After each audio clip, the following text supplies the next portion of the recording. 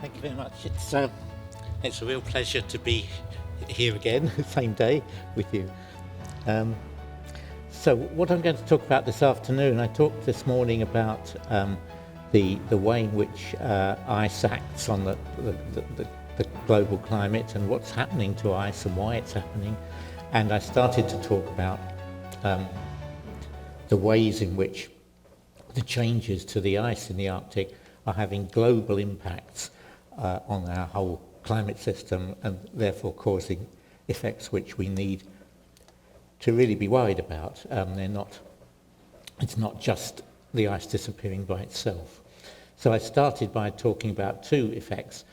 One is the albedo feedback. That's when ice retreats, you see a big area of white, which was the ice, is replaced by a big area of dark, which is the open water, and an ice surface reflects fresh snow on ice reflects about 80% of the radiation that falls on it, shortwave radiation. So that's called its albedo. So it has an albedo of about 80%. As the ice gets dirtier, as summer approaches and it starts to melt, it goes down, but it still only goes down to about 50 or 60%. But then as soon as the ice goes completely, the albedo of open water is less than 10%. So that means there's a huge amount of energy now being absorbed by the surface that wasn't being absorbed before, was being reflected. So that speeds up global warming because it increases the temperature of the planet. So we have our first positive feedback, positive meaning nasty, which is that the retreat of sea ice directly impacts the rate of warming of the atmosphere. So I'll go on now to talk about some of the other effects. But first of all, just to start off with, I'll talk about what you see, the changes which happen actually in the ice. If you're working in the ice or trying to do things there, the changes that are occurring alter some of the ways in which you can act. So I'll just mention those, if I can. First thing is that, it works. Okay, first thing is that in the winter in the Arctic, it used to be the case that during the winter months, the ice cover was very stable. It was moving under the influence of wind, but because the ice was quite thick, you had a sort of solid mass of ice moving around. But now, because the ice is very thin, you can have this sort of thing happening in the middle of winter. This is March 2013, and during a storm, the entire pack ice cover broke up, and we can see the yellow here this is a satellite picture. The yellow is ice, and the blue is open water. That's leads produced by the ice being broken up, breaking up under the influence of the wind, but the ice being too thin to resist the wind forcing, and you're getting this mass of leads. Now that makes this ice impossible to work on, because scientists are used to doing their work in the Arctic in winter, because although it's cold, the weather's stable. You've got 24 hours of daylight in March and April, and we can typically work from ice camps where we fly out and set up a camp, and we fly to and fro from the coast of Alaska, for instance, using the sea ice as a runway. But you can't really have a sea ice runway if your runway is going to break up all the time because of storms. So we can no longer consider working on the ice in the traditional way with an aircraft.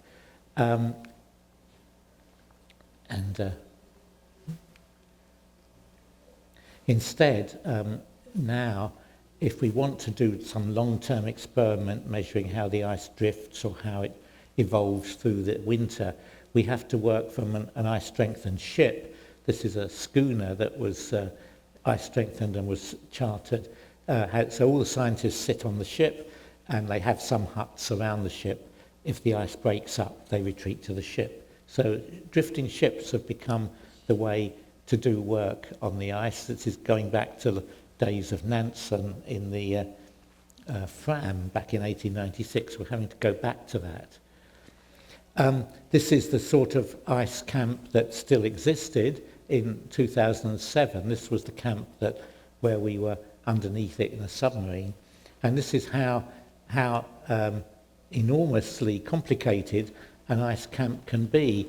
In this case, it was supported by ONR, so it was a fair amount of money went into it. So you see a whole load of wooden buildings. Each of them houses 6 people.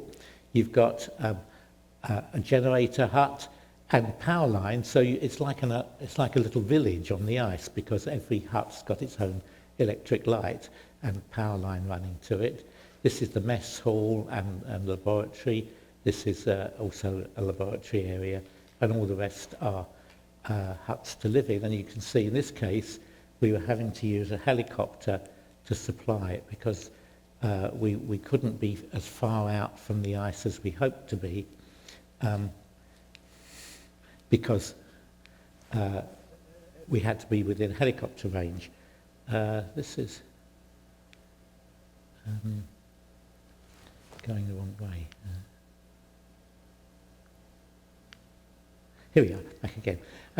Okay, so in the past, this sort of system would be supplied by fixed-wing aircraft, but now we're having to do a short-range run by helicopter. Then another change, which is an unfortunate one, is that it's easier to look for oil. These days, the method that is used in the coastal seas of the Arctic is using a drill ship. And this one on the left here is a circular ice-strengthened drill ship. And it's anchored in about 100 meters of water. But in order not to be driven off its location, if it's anchored, but if it's pushed off site, then the drill string breaks, and you have the potential of an oil blowout. So to keep it safe, you have to constantly circle it with an icebreaker, breaking up the ice around it so that the ice pressure doesn't build up. Now that obviously is easier if the ice is thin, and it's easier still if there isn't any ice there at all. So oil exploration will become easier, as has already become easier, in the coastal seas of the Arctic.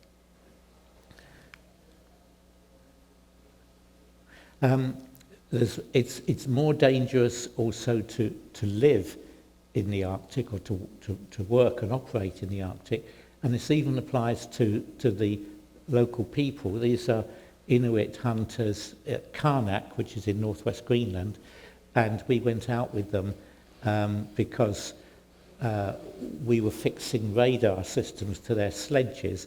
They've got wooden sledges, and they were beginning to find that they were having accidents where they run over a very thin piece of ice which you couldn't see because of the snow, and they'd fall through, and that could be fatal. So to protect them, and also to supply information to us on how the ice thickness is changing, they would put a radar on the bottom of the sledge, which gives them a readout so they can see how thick the ice is, but also transmits data by satellite to our lab, and we get a record of the ice thickness in the whole operating area of those hunters, which is the fjords of northwest Greenland. Now that's so the feedbacks that result from the thinning, here are some of them, and which I'm going to talk about. First of all, the retreats accelerated because of the thinning. The albedo feedback, which I've mentioned, the fact that the Greenland ice sheet is melting faster because of warm winds blowing over it, and that increases the rate of global sea level rise. The next thing I'm going to mention is snowline retreat, and then I'll talk about Arctic methane and then food production and its relationship to extreme weather events.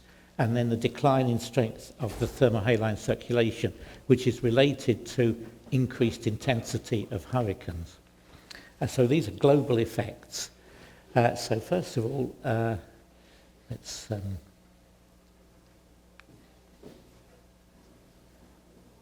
Okay, I've already talked about this question of albedo change, and that it's making the global climate warm up faster. The change due to the retreat of the ice makes the climate warm up 25% faster than it would do if there were no change in ice extent. And that's global climate, 25% increase.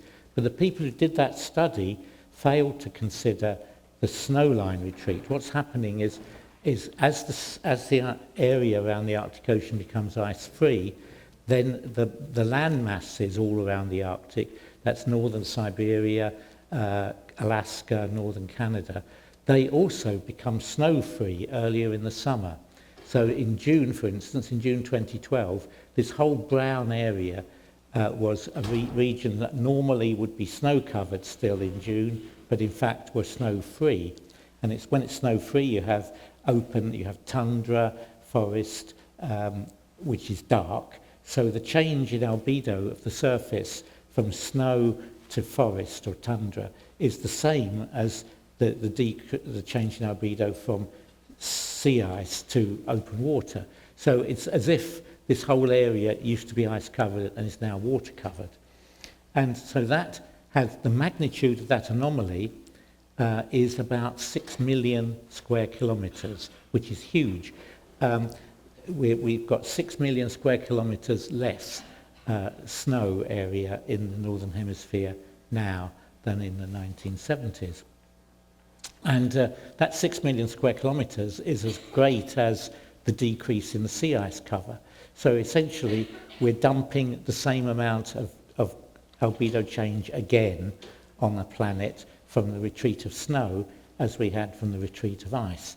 So instead of 25% increase, we're getting a 50% increase. So in other words, these changes, global changes that are produced by the retreat of ice, give us an acceleration of warming as if we were putting 50% more carbon dioxide into the atmosphere than we actually are. So you put 2 molecules of CO2 into the atmosphere, you get 1 free, but that 1 free makes things worse. So that's quite a serious effect, this acceleration of global warming because of the albedo change, with applying it to snow as well as to ice. Now, next thing I'll look at is the Atlantic thermohaline circulation, which was called by a scientist at Lamont the Great Conveyor Belt, which is an easier way of thinking about it than this the Atlantic thermohaline circulation. And the way that works is that we're used to thinking about all the currents of the world as being mainly wind-driven. So the Gulf Stream is driven by the wind, the Antarctic circumpolar currents driven by the wind. We have wind-driven currents are the most powerful currents in the ocean. But on top of that, we have a very slow circulation in the ocean, which is not driven by wind directly, but it's driven by the fact that in certain parts of the ocean, you have a lot of rainfall that dilutes the ocean surface, makes the water less saline. In other parts of the ocean where it's very hot, like around the equator, you have a lot of evaporation and not much rainfall, and the water becomes more saline. So that's the sort of haline part of the thermohaline circulation, that there's parts of the ocean which get saltier and parts of the ocean which get less salty, depending on the balance between rainfall and sunshine. And then the thermo part is that, again, water that's flowing near the equator is warmed up by the sun, water that's flowing in high latitudes is not. So the circulation is because the water itself changes its properties as it survives near the surface, due to either rainfall, sunshine on it, and heating. And so the imbalance between these drives a slow circulation. And this is called the Great global conveyor belt. And if we look at it, this is a very simplified map of it, which is okay. Doesn't have the cursor it did, but it's very slow. That is to say, it takes about 1,000 years for a little particle of water to make a complete circuit of the planet in this circulation. So it is very slow. But if we look at the North Atlantic part of this circulation, we see the thick brown line is the same as the Gulf Stream. It's the same direction of the Gulf Stream. It's carrying water from the Gulf of Mexico, southeastern part of the US, across the Atlantic, and then up the coast of northwest Europe. And then it sinks in a place which I've been studying, northeast of Greenland, or east of Greenland, where I've got that little label.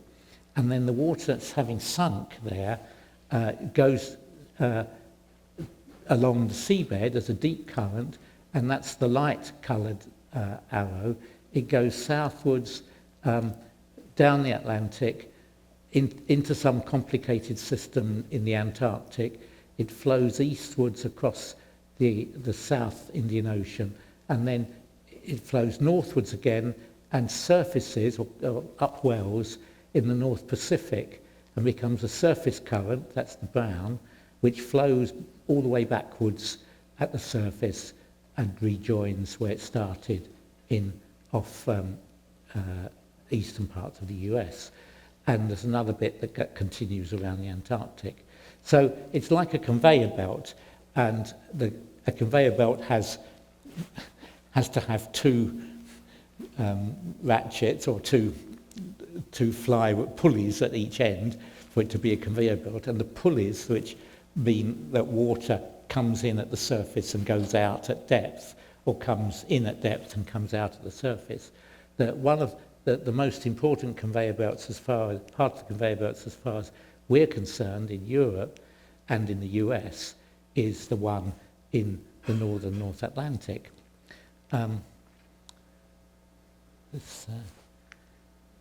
There we are. Okay, so if we focus on the Atlantic part of the circulation, we've got the brown line, which is surface flow across the Atlantic and northwards, mimicking the flow of the Gulf Stream, and then the water sinks and flows southwards at great depth. So how does that happen? Well, firstly, the effects of that are very important, because it makes Europe, the Gulf Stream and the thermohaline circulation together, make Europe much warmer than it ought to be. This is the temperature differences between different parts of the world in terms of their latitude.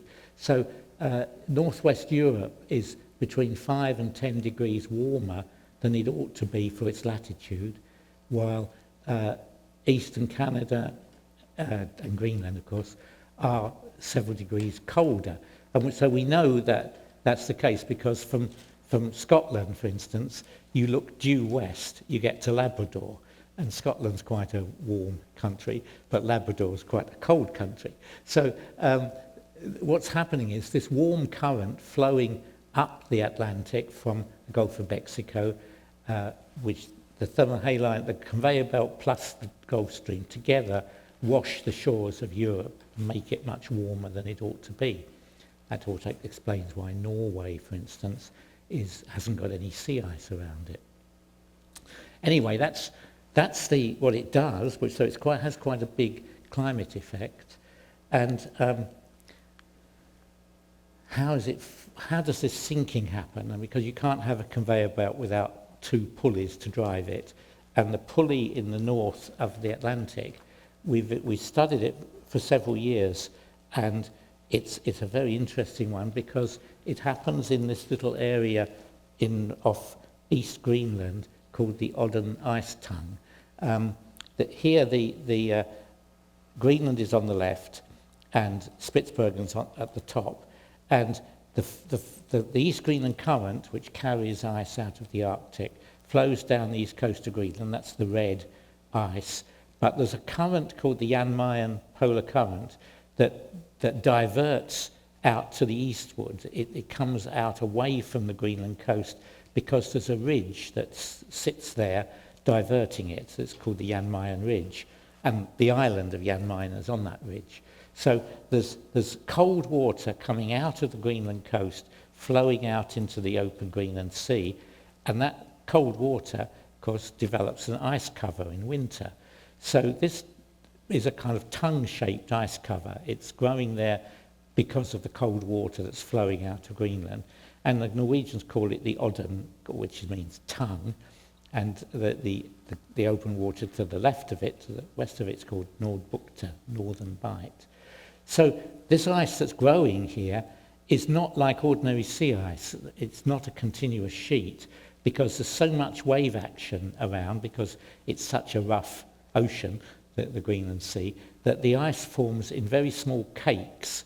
And that's the picture at the bottom there is what that ice looks like. It's called pancake ice because it looks like pancakes. The ice is forming as a kind of suspension. They form small cakes that are about 2 or 3 meters across, which are continually colliding, so they get raised edges. So they look just like pancakes. And they can't freeze together to form a sheet because there's too much wave action. But these pancakes can grow very fast. And we were studying the pancakes and the water underneath. So here's some work we were doing with the pancakes. We will be measuring the currents, how they flowed with a drifting buoy.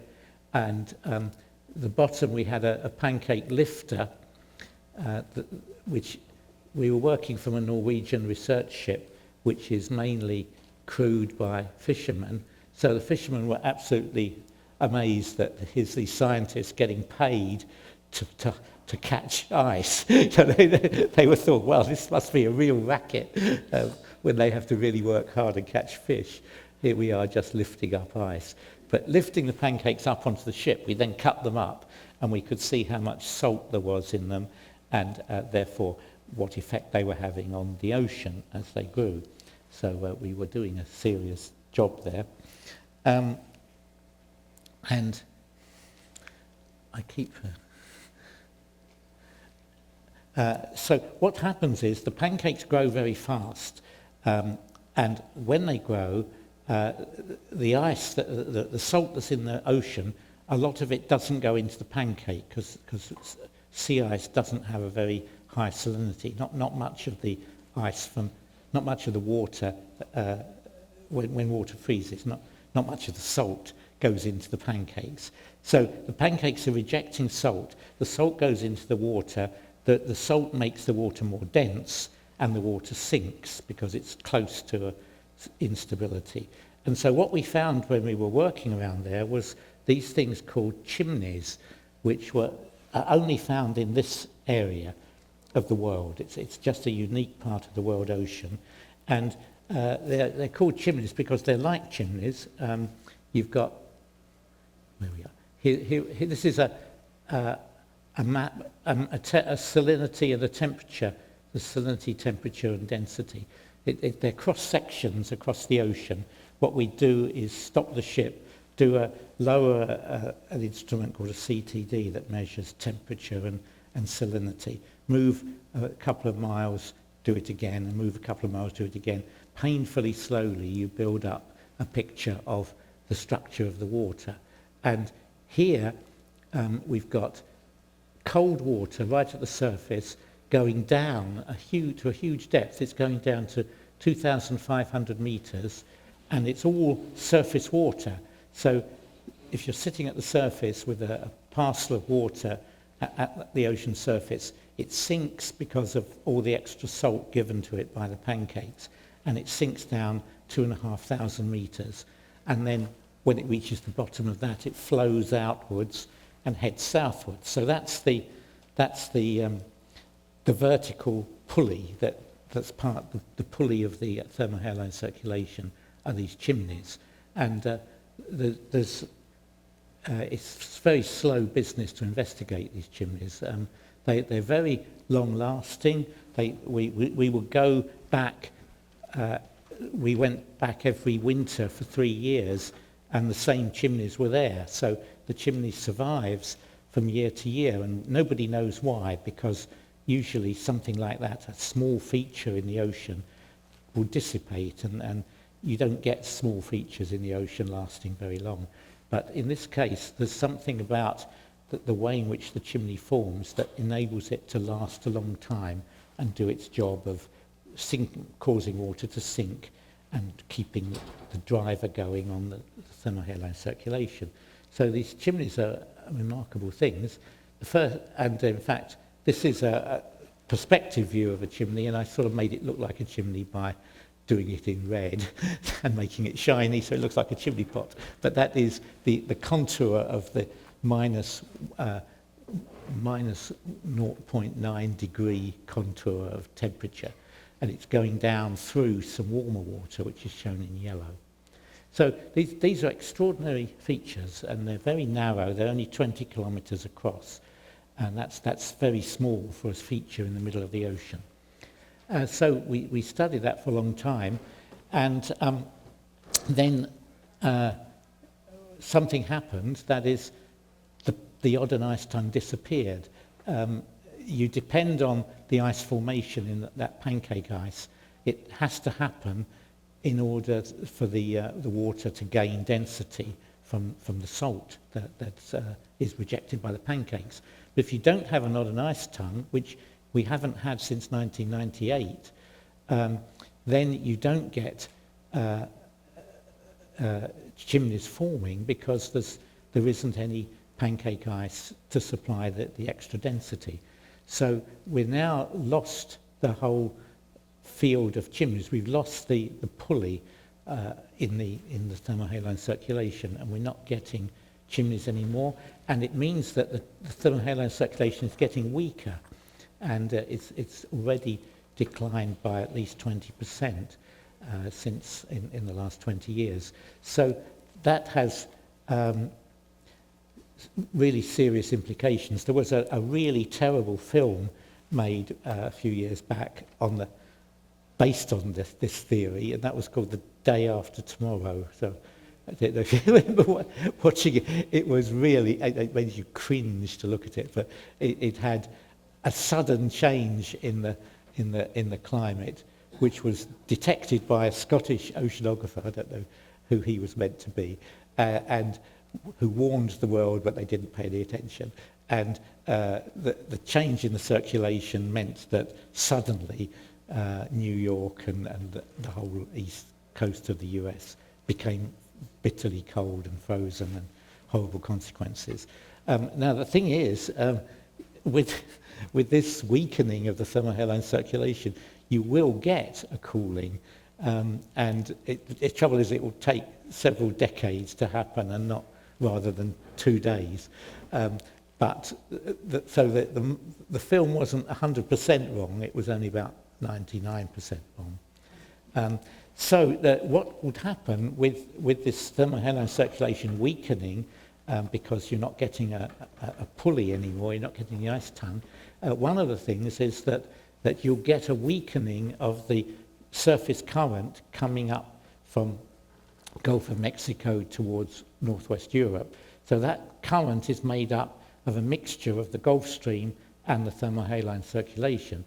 You've still got the Gulf Stream, because that's driven by the wind, but the thermohaline circulation is weakening, and the models that predict what that will do to climate are, this is one produced by the European Environment Agency, and what it predicts is that with business as usual, most of Europe by 2100 will have a warming of about 4 degrees. That's very, very serious result, because it means, for instance, that Italy, my favourite country where I now work, will become a desert, basically, with 4 degrees of warming. You're changing that into the climate of North Africa. And the same with Spain. And it's very, very serious 4 degrees is very serious for the whole world.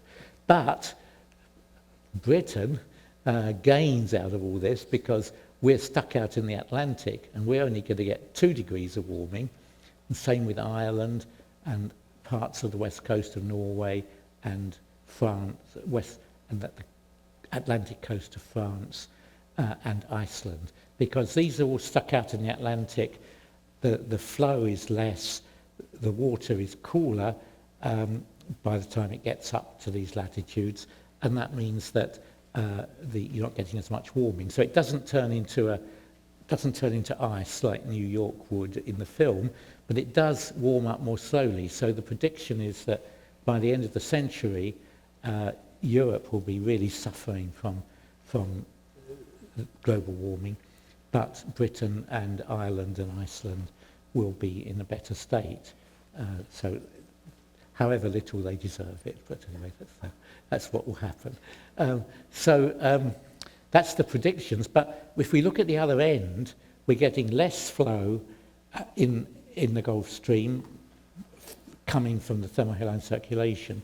So you're transmitting less water and less heat from the Gulf region up to Northern Europe. That means more of that heat stays down in the Gulf region, and that means more rapid warming of the surface water in the Gulf of Mexico and the tropical Atlantic. And that means more intense hurricanes. So the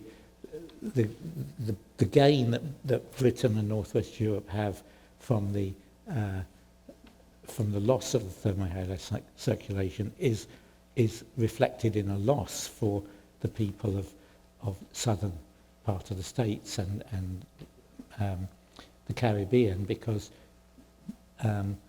hurricanes are going to be more intense. It doesn't really say anything about how many hurricanes there'll be, but each hurricane is going to have a greater intensity because the sea surface temperature is greater, and it's the sea surface temperature is warming up faster than you'd expect because you're getting a weakening of the current that takes the heat away. So there's a nasty climate result for the world, or for the Gulf of Mexico anyway. So that's the threat from the thermohaline circulation, which is a gain for Western Europe, a loss for the Gulf of Mexico region and southern states.